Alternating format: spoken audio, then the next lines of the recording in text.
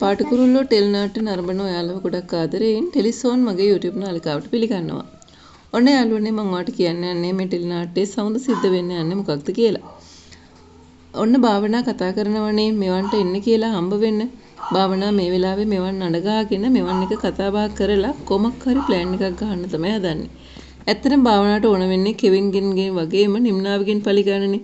ඉතින් මේක තමයි හොඳම අවස්ථාව කියලා හිතන භාවනා මෙවන්නත් මුණ ගැහිලා ඊට පස්සේ අලුත් ප්ලෑන් එකකට කට්ටියව එකතු කර ගන්නවා. ඉතින් ඔන්න අපිට මේ කොටස් ටික ලබන සතිය පුරාවටම බලා ගන්න පුළුවන් වෙනවා. ඒ වගේම තමයි නිම්නාවිට කෙවින්ව මුණ ගැහෙන ඔෆිස් එකේදී. ඉතින් එතෙන්දිත් මේ දෙන්න අතර වචනයක්වත් හුවමාරු වෙයිද නැද්ද කියන කොටසත් අපිට මේ සතියේ බලා ගන්න පුළුවන් වෙනවා. කොහොමනත් යාළුවනේ කෙවින් නිම්නාවේ මේ දෙන්න අතර තව කාලයක් යනකම් සම්බන්ධතාවයක් පවත්වාගෙන යාමට හැකියාවක් ලැබෙන්නේ නැහැ. මොකද දැන් නිම්නාවිගේ හිතේ කෙවින් ගැන තියෙන ලොකු තරහක්. ඒ තරහ හේතුව තමයි භාවනාර විදියට කියපු දේ වගේම කෙවින් කරපු බොරුව.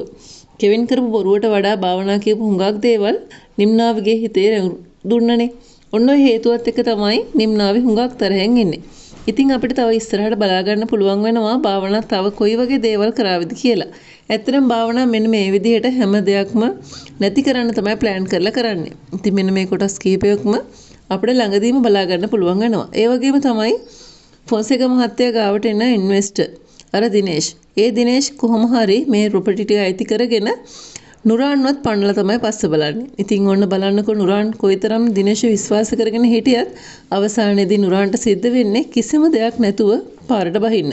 මොකද ෆොන්සේකා මහත්තයාගෙන් හැමදේම මංගොල්ල කෑවට ඒ කිසිම දෙයක අයිතිකාරකම තියාගන්නම් නුරාන්ට හැකියාවක් ලැබෙන්නේ නැහැ කතාවේ ඉදිරියේදී.